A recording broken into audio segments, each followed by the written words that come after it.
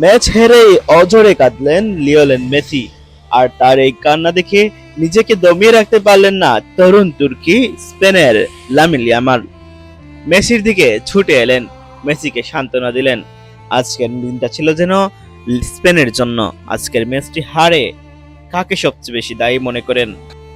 আজকের ম্যাচে আর্জেন্টিনা যেন তার চিরচেনা রূপ হারিয়ে ফেলেছিল। আজকের এই আর্জেন্টিনার হার গোটা বাংলাদেশি সহ বিশ্বের সকল আর্জেন্টাইন ভক্তকে কাঁদিয়ে ছেড়েছে। আর অন্যদিকে মেসির জীবনের শেষ ম্যাচ যেন এভাবেই দুয়াশায় রয়ে গেল।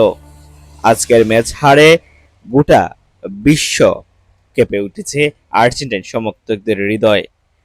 আজকের এই ম্যাচ যেন স্পেনের জন্যই ছিল। স্পেনের একক আধিপত্যে গোটা ম্যাচ যেন তারা এমনটাই বলছিল, আজকের ম্যাচটি আমাদের, তোমরা কিছুই করতে পারবে না।